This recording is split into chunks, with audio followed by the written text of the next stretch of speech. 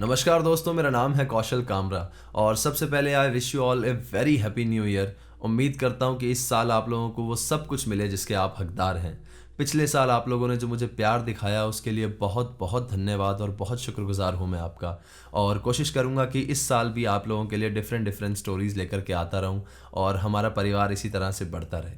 आज मैं आप लोगों के लिए लेकर के आया हूँ वेस्ट बंगाल के कोलकाता शहर की एक कहानी।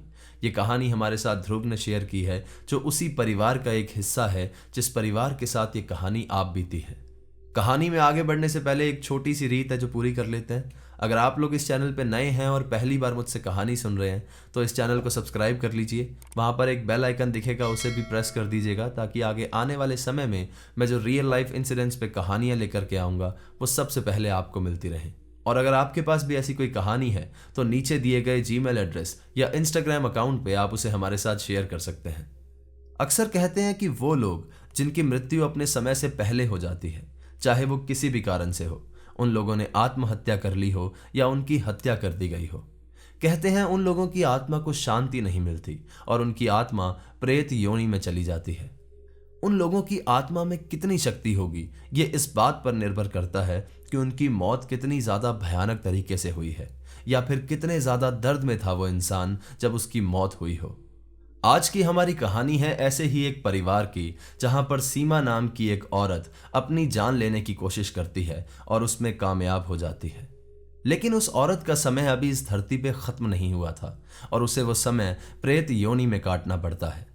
एक तरह से सीमा ने खुद की जान लेकर खुद को सारे दुखों से छुटकारा दिला दिया था, लेकिन इस चीज की कीमत उसके पूरे परिवार को चुकानी पड़ती है। और वो कैसे, हम जानेंगे आगे की कहानी में।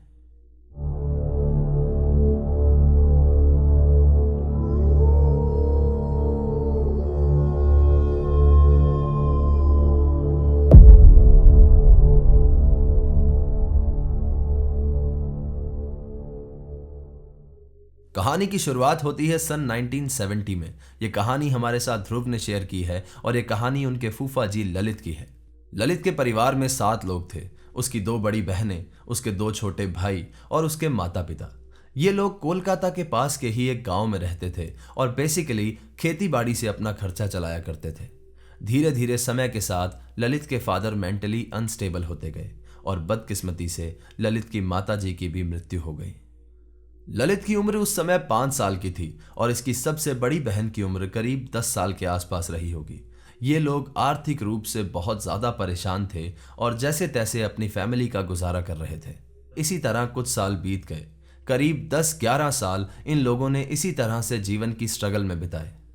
अब ललित की सबसे बड़ी बहन की उम्र करीब 19 से 20 साल की हो गई थी और ललित भी करीब 15 से 16 बरस का हो चुका था। सीमा उन दिनों बहुत ज्यादा खूबसूरत थी। गांव के लोग अक्सर उसे फिल्मी एक्ट्रेसेस के साथ कंपेयर किया करते थे। इसी बीच उन्हीं के खानदान से एक फैमिली फ्रेंड के यहां से सीमा के लिए एक रिश्ता आता है। उन दिनों ललित पढ़ाई कर रहा था और जैसे तैसे पार्ट टाइम काम करके कुछ पैसे कमाने की कोशिश किया करता था।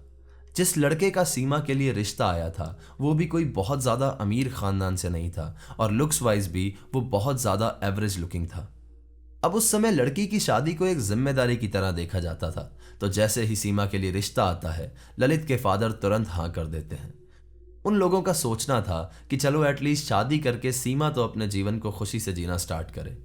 ललित की बहन सीमा उसे बहुत ज्यादा प्यार करती थी। जब उसकी शादी होती है तो वो ललित को अपने साथ ले जाती है। जैसा कि मैंने बताया, ललित पार्ट टाइम काम ढूंढ के थोड़े बहुत पैसे कमा लिया करता था, तो किसी को कोई प्रॉब्लम भी नहीं थी इस चीज से। कुछ समय बाद ये बात सामने आती है कि सीमा की जिस लड़के से शादी हुई थी वो बिल्कुल सही नहीं था। उसके सीमा के अलावा भी बहुत सारी लड़कियों के साथ अफेयर थे। वो सीमा के सामने ही बहुत सी लड़कियों को घर तक पे ले आता था और सीमा को मारने पीटने लगा था। सीमा ललित से बहुत ज्यादा प्यार करती थी और वो नहीं चाहती थी कि उसे किसी भी तरह की कोई परेशानी हो, तो उसने ललित को ये बात कभी भी पता नहीं लगने दी। ऐसे ही 1-2 सालों तक ये चीजें चलती रहती है और सीमा इन सब चीजों से जूझती रहती है। इसी बीच सीमा प्रेग्नेंट होती है और एक बेटे को जन्म देती है। सीमा को लगता है कि चलो एटलीस्ट अब जब बाप बन जाएगा उसका पति, तब तो ये सब चीजें छोड़ देगा और उसके साथ अच्छे से रहने लगेगा। लेकिन ऐसा कुछ नहीं होता, बल्कि वो और ज्यादा बेबाक हो जाता है क्योंकि उसे लगता है कि अब जब वो उसके बच्चे की मां बन चुकी है, अब वो उसे बिल्कुल भी छोड़कर नहीं जा सकती। सीमा को बेटे को जन्म दिए हुए 1 डेढ़ साल हो गया था। उसके बावजूद उसके पति की हरकतें बिल्कुल नहीं बदली थी। ऐसे ही एक दिन सीमा का पति रवि कहीं बाहर गया हुआ था। उस दिन सीमा, ललित और उसका 1 डेढ़ साल का बेटा घर में अकेले थे। सीमा सबके लिए खाना बनाती है और खाना खा करके ललित टहलने के लिए थोड़ा बाहर निकल जाता है। उनके घर के थोड़ी सी दूर ही एक पान की दुकान थी, जहां पर ललित अक्सर खाना खाने के बाद पान खाने और सिगरेट पीने जाया करता था। जैसे ही ललित घर से बाहर निकलता है, सीमा गेट को अंदर से बंद कर लेती है। वो अपने छोटे से बच्चे को उठाती है और सामने बनी एक स्लैब पर रखती है। उसके चारों ओर वो एक गद्दा लगा देती है और कुछ पिलोज रख देती है, ताकि वो रेंग कर सीमा के पास ना आ जाए। अब वो होने वाला था जिसकी वजह से ललित और उसका परिवार शायद आज तक मेंटल ट्रॉमा से गुजर रहे हैं। सीमा गैस स्टोव के पास रखा हुआ केरोसिन का डब्बा उठाती है और खुद पर छिड़क कर खुद को आग लगा लेती है। जैसे ही आसपास के लोगों को आग दिखाई देती है, पूरे मोहल्ले में शोर मच जाता है और सब लोग आग आग चिल्लाने लगते हैं। बगल की गली में पान की थड़ी पे खड़े ललित तक भी यह आवाज पहुंचती है और वो दौड़कर वहां पर आता है और देखता है कि यह आग उसी के घर में लगी हुई है। ललित दौड़कर जाता है अपने घर की तरफ और गेट खोलने की कोशिश करता है, लेकिन दरवाजा अंदर से बंद था। ललित के सामने उसकी बहन सीमा जलकर राख हो रही थी। वो जिस घर में रहते थे वहां पर कोई प्रॉपर सीमेंट की छत नहीं थी। वहां पर बस घास फूस और लकड़ियों से बना हुआ एक छपरा था। ललित किसी तरह अपने घर की छत पर चढ़ता है और उस छपड़े और घास फूस में जगह बनाकर अंदर कूद जाता है। वो जल्दी से पास में पड़ा एक कंबल उठाता है और आग बुझाता है। सीमा को तुरंत अस्पताल लेकर जाया जाता है, लेकिन शायद बहुत ज्यादा देर हो चुकी थी। सीमा का शरीर आग में इतना ज्यादा झुलस गया था कि उसके कारण सीमा की मौत हो गई थी। ताज्जुब की बात यह थी कि जब लोगों को सीमा अंदर से जलती हुई दिख रही थी, तो सीमा इतनी ज्यादा परेशान थी कि उसके मुंह से एक भी आवाज नहीं निकल रही थी। वो सिर्फ शांति से खड़ी जल रही थी और मौत का इंतजार कर रही थी। सब लोग हॉस्पिटल पहुंचते हैं और थोड़ी देर में सीमा का पति रवि भी वहां पर आ जाता है। रवि के चेहरे पर सीमा के मरने का कोई भी मलाल नजर नहीं आ रहा था, लेकिन ललित का परिवार अंदर से पूरा टूट चुका था। ललित फिर से अपने परिवार के साथ अपने गांव में शिफ्ट हो जाता है। 5-6 साल तक सब कुछ नॉर्मल रहता है और कुछ भी नहीं होता। इसी बीच ललित की एक और जो बहन थी नेहा, उसकी भी शादी कर दी जाती है और अब ललित का भी रिश्ता तय हो चुका था। ललित की शादी के लिए सब लोग उसके गांव में इकट्ठा हुए थे। ललित की शादी की तैयारियां चल रही थी और सब फंक्शंस घर पे चल रहे थे। इसी बीच नेहा कुएं के पास से पानी भरकर ला रही थी और तभी पहली बार उसे वहां पर सीमा की आत्मा दिखाई देती है। नेहा सीमा की आत्मा को देखकर घबराकर बहुत ज्यादा चिल्लाने लगती है और वहीं पर बेहोश हो जाती है। सब लोग आते हैं, उसके चेहरे पर पानी छिड़कते हैं और उसे होश में लाते हैं और उठकर वो सबको बताती है कि वहां कुएं के पास में उसने सीमा की आत्मा को देखा है। बहुत से लोग ऐसे थे जो ये बात सुनकर डर गए थे और कुछ लोग ऐसे भी थे जो इस बात का मजाक बनाने लगे थे। लोग आपस में हंसी मजाक करने लगे थे कि भाई की शादी है, उसकी आत्मा भटक रही थी तो शायद भाई की शादी अटेंड करने आ गई होगी। वहां के कुछ बुजुर्गों का यह भी कहना था कि जो लोग जल के मरते हैं उनकी आत्मा को शांति नहीं मिलती और शायद ये हो भी सकता है कि वो अपने भाई की शादी पे पूरे परिवार को देखने के लिए आई हो। नेहा ने बताया कि सीमा की आत्मा जब उसे देख रही थी वो अजीब तरीके से हंस रही थी। उसकी आंखें लाल थी और उसके बाल अजीब तरह से बिखरे हुए थे। इस बात का काफी समय तक गांव में मजाक बनता रहा और बात आई गई हो गई, लेकिन सीमा का परिवार बहुत ज्यादा डर गया था और सीमा को याद करके इमोशनल भी हो गया था। उस दिन के बाद सीमा उन लोगों को कभी भी दिखाई नहीं दी और बड़े आराम से ललित की शादी हो जाती है। लेकिन शायद चीजें यहां पर खत्म नहीं हुई थी, चीजें यहां से शुरू होने वाली थी। ध्रुव की भुआ शारदा ने बताया कि उनकी शादी के बाद एक दिन वो और ललित जब कमरे में आराम से लेटे हुए थे तो उन्होंने ऑब्जर्व किया कि अचानक से ललित के हाव भाव बदलने लगे हैं। उनका पूरा चेहरा पसीने से तरबतर हो गया था। वो बहुत ज्यादा घबरा गए थे और अचानक से चिल्लाने लगे थे कि देखो वो मेरे सामने खड़ी है, वो मेरे सामने से आ रही है। सीमा की आत्मा ललित के सामने से चलते हुए कमरे के अंदर आई और उसके सामने खड़ी हो गई। शारदा को यहां पर कुछ भी नहीं दिख रहा था, तो वो भी बहुत ज्यादा घबराई हुई थी। सीमा ललित के सामने अपना हाथ करती है और उसे अपने साथ आने को कहती है। ये चीज देखकर ललित बहुत ज्यादा घबरा जाता है और जोर से चिल्ला उठता है। उसकी चिल्लाहट सुन के घर के बाकी लोग उसके कमरे की तरफ दौड़ कर आते हैं और सीमा वहां से गायब हो जाती है। इस वाकया के बाद ललित बहुत ज्यादा बीमार पड़ जाता है और 3 दिन तक उसे बहुत तेज बुखार रहता है। उसके ठीक होने के बाद उसके साथ एक अजीब सा सिलसिला शुरू हो गया था। ललित ने बताया कि रोज सीमा उसके सपने में आने लगी थी। सीमा अक्सर उसके सपने में आती और बड़े प्यार से उसे कहती कि चल मेरे साथ, मैं तुझे लेने आई हूं, अपनी बहन के साथ नहीं चलेगा। ललित ने बताया कि वो अक्सर सपने में कोई ना कोई बहाना बनाकर सीमा की बात टाल दिया करता था और सीमा चली जाती थी। शुरुआत के दिनों में उसे लगता था कि यह शायद कोई कोइंसिडेंस है, लेकिन धीरे धीरे ललित भी समझ चुका था कि यह सीमा की आत्मा है जो उसे कांटेक्ट करना चाहती थी।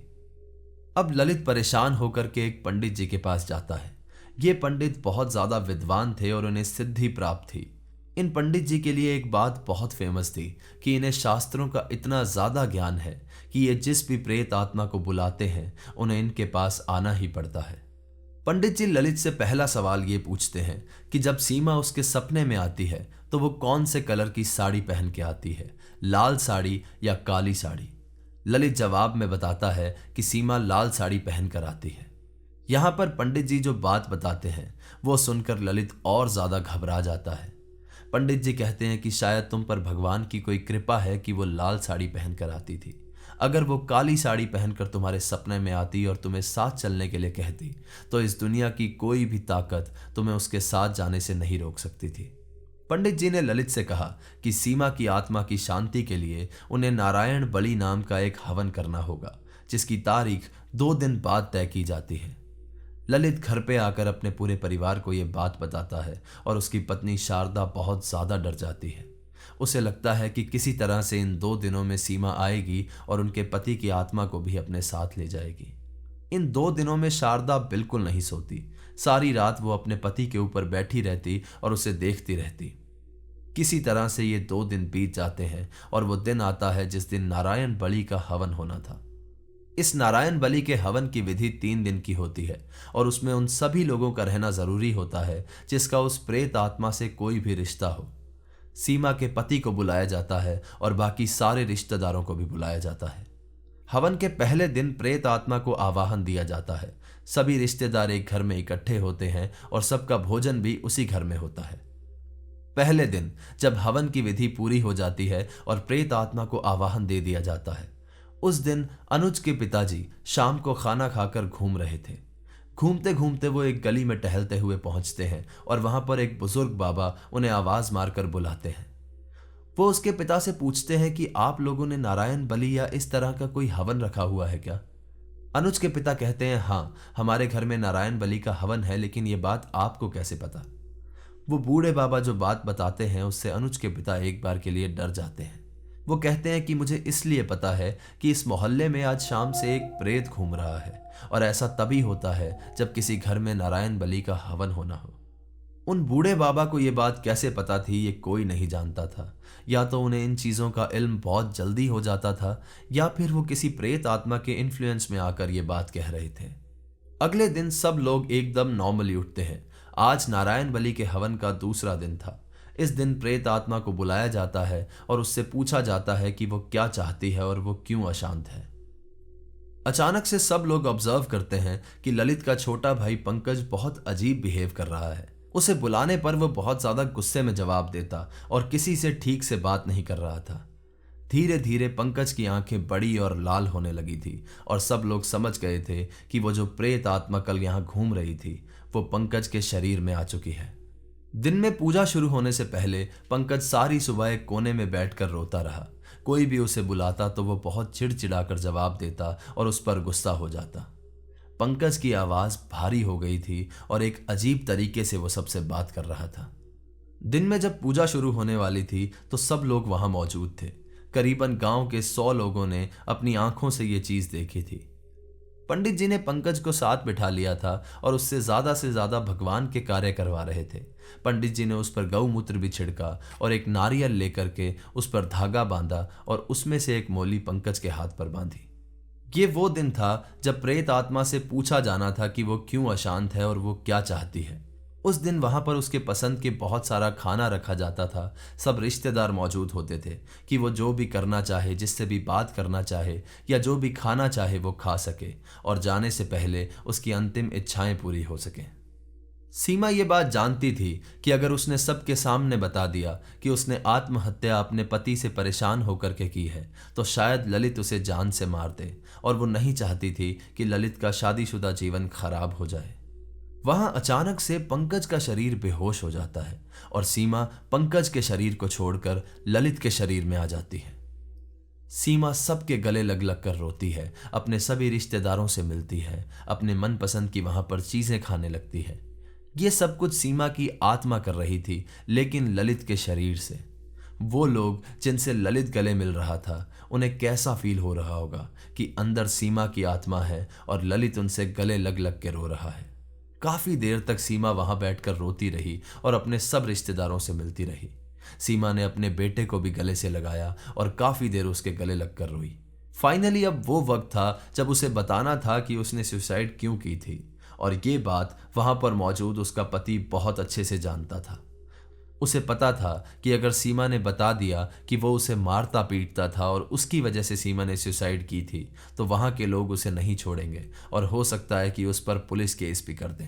इससे पहले सीमा का प्रेत कुछ बोलता, रवि उस पूजा के बीच में से ही खड़ा हुआ और उसे भला बुरा कहने लगा। वो उसे कोसने लगा कि मुझे तो बेटे के साथ अकेला छोड़ गई, अब यहां आकर भी सबको परेशान कर रही है। करीब 5-7 मिनट तक रवि उसे गालियां देता रहा, उसे गलत गलत बोलता रहा और आखिर में परेशान होकर सीमा ललित के शरीर को छोड़कर चली गई। सब लोग रवि पर बहुत ज्यादा गुस्सा हुए और सबसे ज्यादा गुस्सा होते हैं वो पंडित जी। वो कहते हैं कि मेरे होते हुए ये इंसान कौन होता है कि मेरी विधि को खंडित कर दे। पंडित जी इतने ज्यादा गुस्सा थे कि उन्होंने ये तक कह दिया था कि इस इंसान को मेरी आंखों के सामने से ले जाओ, वरना शायद मेरे हाथों से आज कोई अनर्थ हो जाएगा। उस दिन सीमा उस जगह को छोड़कर चली गई और फिर कभी नहीं लौटी। ना तो वो कभी किसी को दिखाई दी और ना ही फिर से ललित के सपने में आई। लेकिन कुछ समय पहले जब ललित की बेटी यानी सीमा की भांजी की शादी होती है तो सीमा का वो बेटा भी वहां पर मौजूद था। ललित की बेटी की शादी करके जब वो घर पे लौटता है और घर का गेट खोलता है तो गेट के ऊपर लगी सीमा की फोटो उसके हाथ में गिर जाती है, और इस बात पर उन लोगों का मानना था कि सीमा ने उन्हें आशीर्वाद दिया है और उसका विवाह अच्छे से संपन्न हुआ है। ये बात आज भी संदेह में है कि सीमा की आत्मा को शांति मिल गई या फिर वो आज भी भटक रही है और अपने परिवार के साथ एक पितृ बनके अपने पूरे परिवार का ख्याल रखती है। आप लोगों को क्या लगता है, सीमा की आत्मा को शांति मिल गई होगी या फिर वो आज भी भटक रही है? अपनी राय कमेंट बॉक्स में जरूर बताएं। तो ये थी आज की कहानी दोस्तों। अगर आपको कहानी पसंद आई है तो अपने कमजोर दिल वाले दोस्तों के साथ इसे जरूर शेयर करें और जाने से पहले इस वीडियो को लाइक कर दीजिएगा। और अगर आप पहली बार मुझसे कहानी सुन रहे हैं तो इस चैनल को सब्सक्राइब कर लीजिए और वहां पर एक बेल आइकन होगा, उसे प्रेस कर दीजिएगा ताकि आगे आने वाले समय में मैं जो रियल लाइफ इंसिडेंट्स पे कहानियां लेकर के आऊँगा वो सबसे पहले आप तक पहुँचती रहें। अगर आपके पास भी ऐसी कोई कहानी है जो किसी रियल लाइफ इंसिडेंट पे बेस्ड है तो नीचे दिए गए जीमेल एड्रेस और इंस्टा आईडी पे आप उसे हमारे साथ शेयर कर सकते हैं। Once again I wish you all a very very happy new year. भगवान करे कि आपको वो सब कुछ मिले जिसके आप हकदार हैं। तो चलिए दोस्तों, अपना ख्याल रखिए, खुश रहिए, हंसते खेलते रहिए। सायोनारा, हर हर महादेव।